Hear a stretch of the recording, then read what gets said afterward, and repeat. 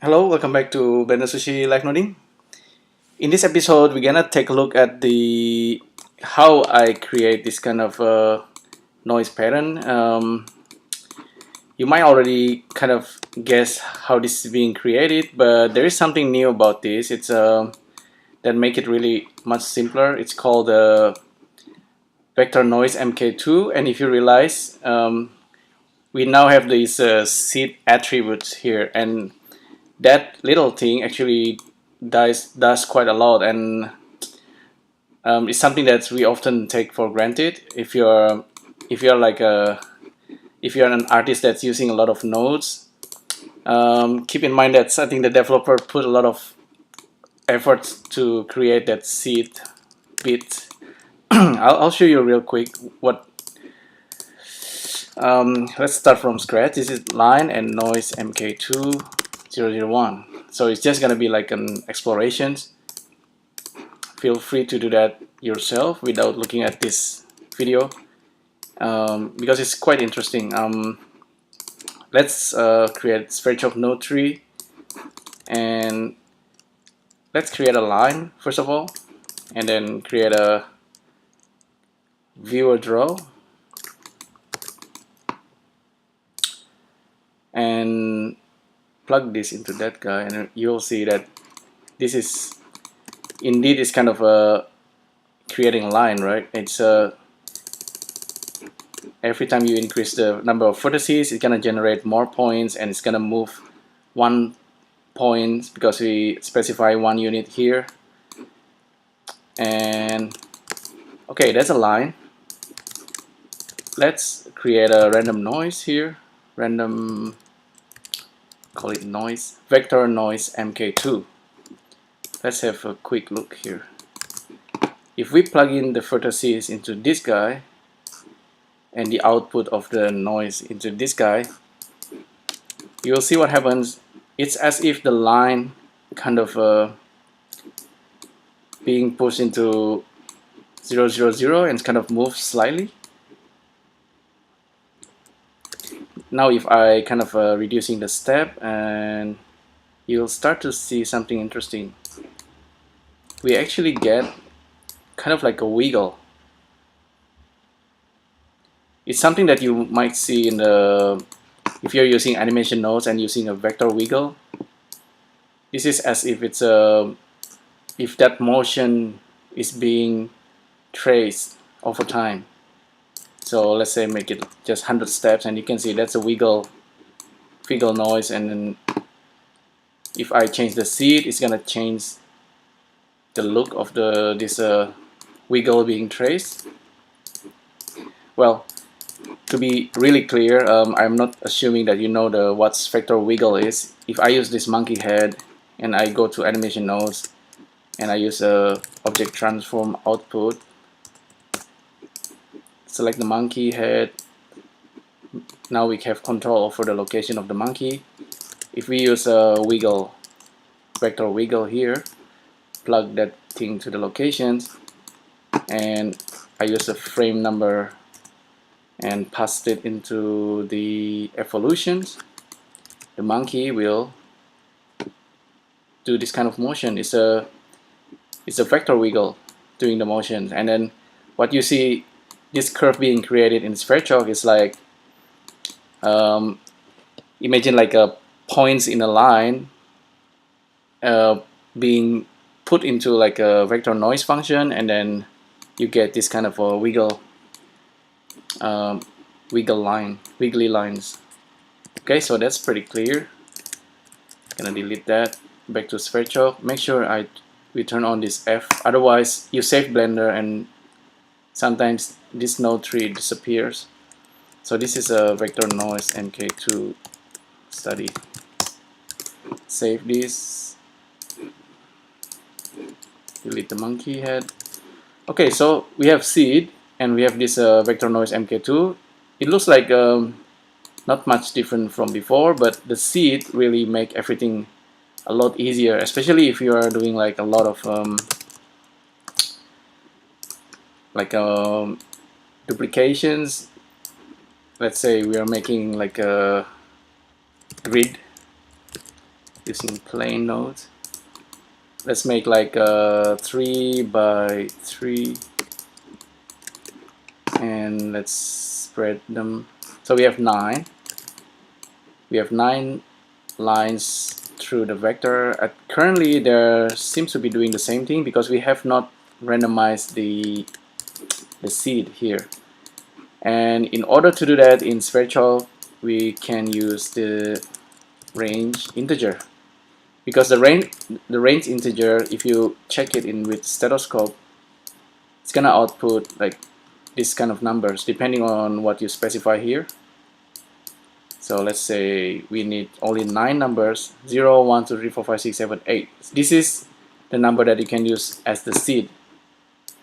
If we plug that into that guy, now the seed has different numbers.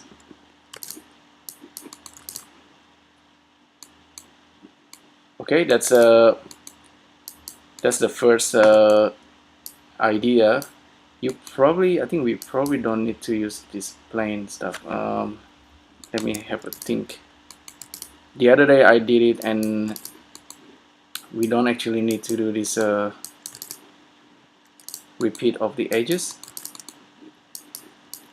I'll show you what I mean. So if we want to do it like this, we need to use list repeater and repeat it 9 times, so we can have the edges for each of this wiggle, and we can further randomize the seed like that. So that can be something like, okay, that's kind of like a one program created using this node tree. You can bake it, and you're gonna get 1, 2, 3, 4, 5, 6, 7, 8, 9 design.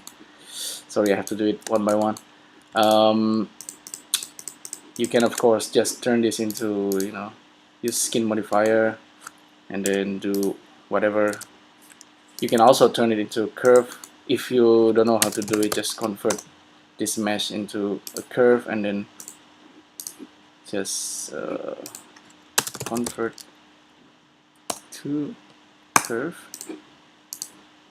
and just give it an extrusion, and then you get this design. So it's totally up to you with that. So back to this guy, I figure out that if you actually doing it differently, so instead of line goes into vector noise and then etc., you can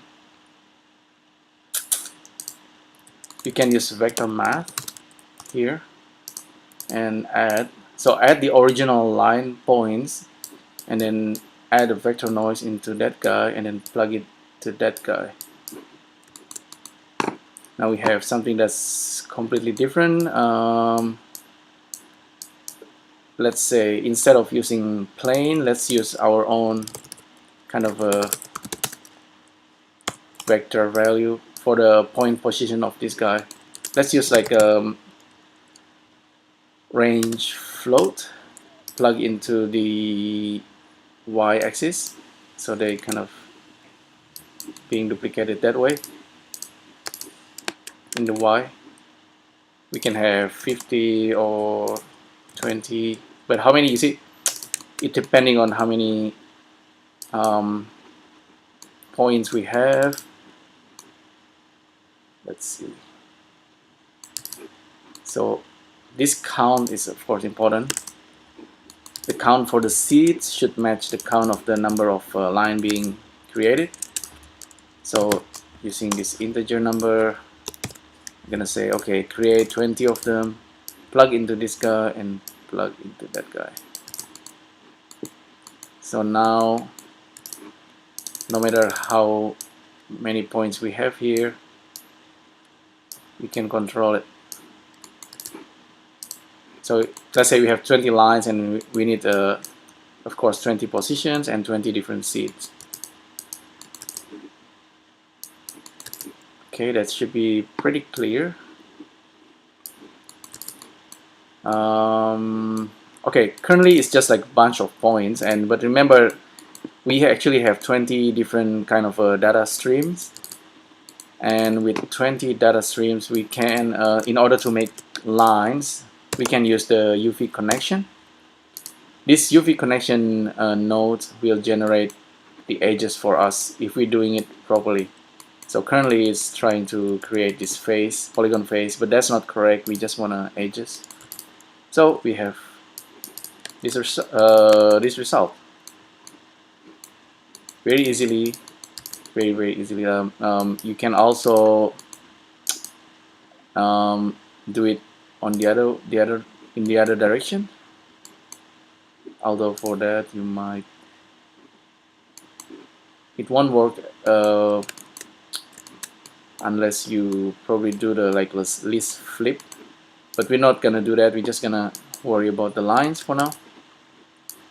Okay, this is the lines, and it's looking really cool already. This is as procedural as you might as you want. Even though it's basics, you see it's quite complex looking, and it's something that you might not have thought of it. You can do. So I can increase the stepping of the line, and this kind of generate almost like a randomized vector noise, but that's because the gap between the gap between points is too large. Now we have like something that's like noise. If you make it smaller, it looks much more eye-pleasing, kind of smooth line. We can increase the number of the vertices, of course. It's going to generate more lines, and so on, unlimitedly. So I just made like 1,500. This is quite amazing. I'm gonna turn off the points. I think this is quite amazing. It's I've never seen something like this created so easily just by using nodes. It's a big thing, I think.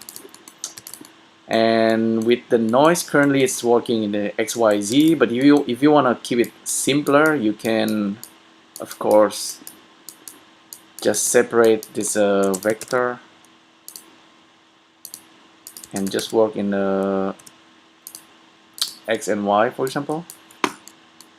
So it doesn't have depth now. It's just like wiggling in the flat axis. The vector itself, currently this guy doesn't have kind of like a vector scaling or things like that. So, but you can always use your own math to do that. See, this is almost like a handwriting, like a scribble. If we actually cut the lines randomly, it looks like hand scribble. Like if you're like a doctor, your handwriting might look like a bit like this. Let's reduce the number first, 250. The step we can control. Okay, that's cool.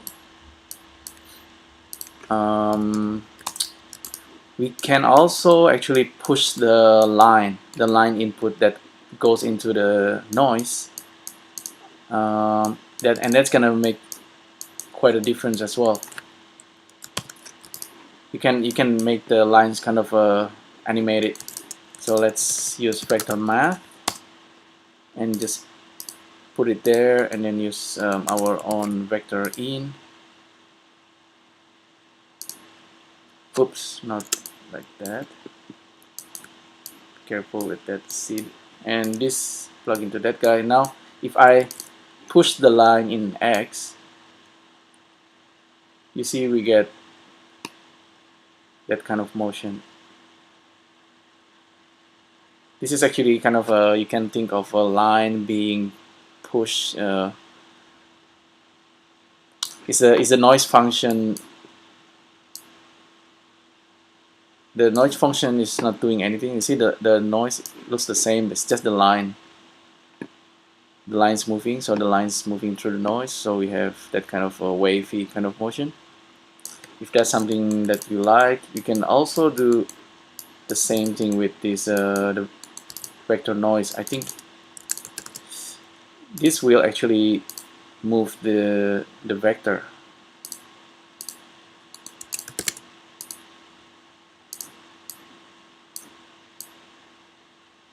Oh, actually no.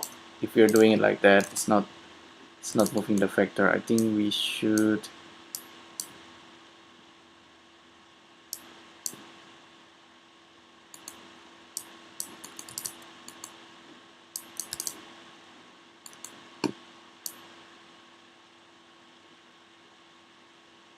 Oh, maybe this is actually moving the vector. It's kind of like 3D, moving the 3D texture space in the X or in the Y or in the Z axis. It looks quite interesting in X. It looks like a traveling kind of like wave motion, but in Y or in the Z, it gives different kind of look. It's actually quite nice. And in here, we actually can use a scale, multiply scalar, and use float, and we can control the strength of the noise. So increase the strength of the noise, and we have this kind of like a noodle pattern. And if we use the z-axis as well, looks pretty much like a noodle ramen pattern. If we decrease the noise, eventually we get just something like lines. So this is kind of more subtle kind of noise. This is also quite nice. I found it really nice pattern. It's very unusual. In fact, maybe at some point we can use this kind of noise pattern to generate like a texture. It's much easier to do now because I don't know. I think Sverchok is just pretty amazing add-on. You can generate like 100 duplications, and it's gonna each one have different seed of noise. That's why you get this kind of design.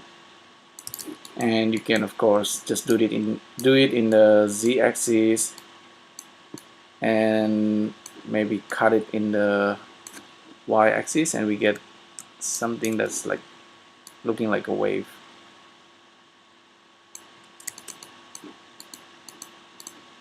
Increase the amplitude, and oops, that's too much. See, there's a huge difference.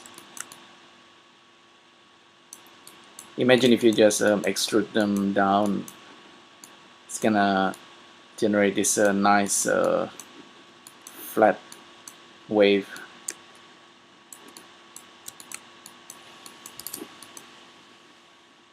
So that's I think pretty much what I wanted to talk in this live noding. So it's just a quick look at this new vector noise MK2. It has this seed, and the seed understand multiple values vectorizations. You can use a different noise. I almost forgot. Voronoi, standard Berlin, Voronoi crackle. Actually, wow, that's looking really nice. Let's put the Y back and then kill the Z. Look at it from above. That's looking kind of nice. Let's spread this guy more. Maybe less of this 50. That looks like a kind of alien language. Very interesting.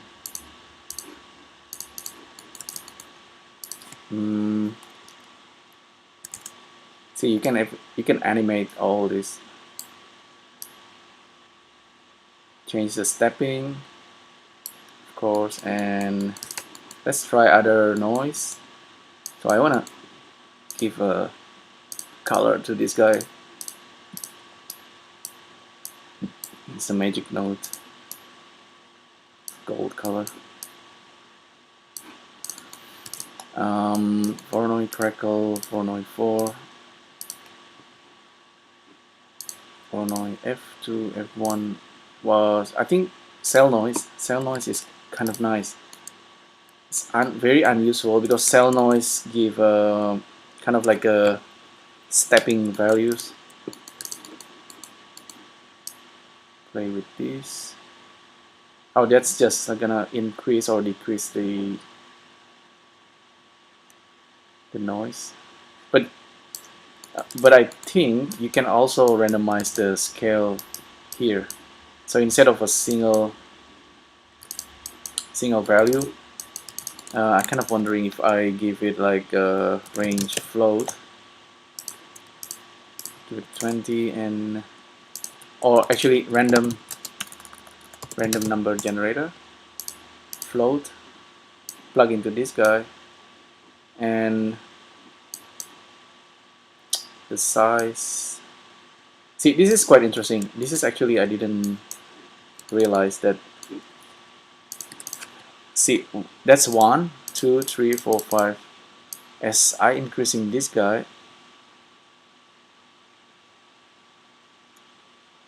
looks like it has effects sometimes. See, sometimes we get this. This is kind of interesting. So we can actually limit the noise from start to end and kind of, I don't know, maybe do some kind of change in amplitude. I don't know how this work. Can randomize the seed, but yeah, that's weird. That's kind of a surprise for me. Integer seed.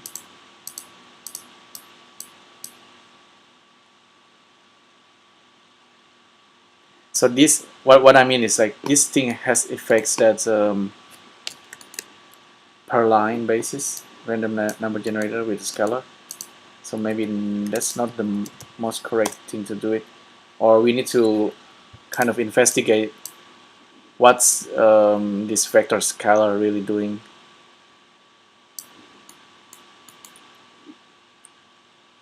In a way that we should be able to control the strength of the noise per line, or we can control it per point vector from start to the end. It's a question mark.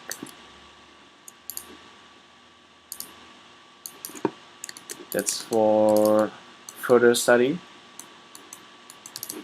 But anyhow, there's a lot we can do here. So we can move the line, we can play with this. I kind of like this pattern. I really like it. So thanks to cell noise and for noise, I think I keep the cell noise. I'm gonna take screenshot of this for this live nodding thumbnail video. Change the color of the line. Black and white is pretty good. Bake it. Once we bake it, you know, we have this. We have 30 objects. Sometimes you want to bake it and you just join it together, you know, and convert it to curve. Or I actually like the skin modifier effect. By default, it's gonna skin only one of them, but you know my trick. We know this Blender trick. If you go to edit mode and select all, and then you can mark root everything, and you get that. And because this is a single object, Blender does it really fast. And then, you know, if you feel like want to explore more, you can really randomize the skin with a texture like cloud. You're gonna get a more interesting result. And let's see, maybe use empty and assign it to this guy, and we can control this. We can control the cloud texture here. See, it's very unusual. In fact, if you make this like a just simplify this guy, make it shadowless, and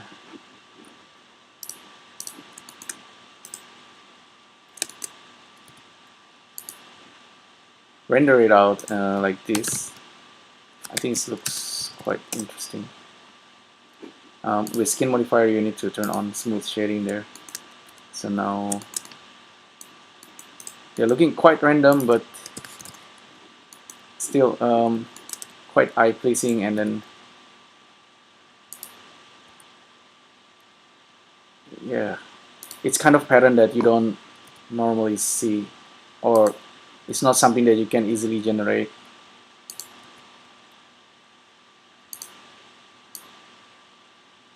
But thanks to this add-on, Sverchok add-on, it's become so easy to kind of to understand what's going on. Okay, we start later.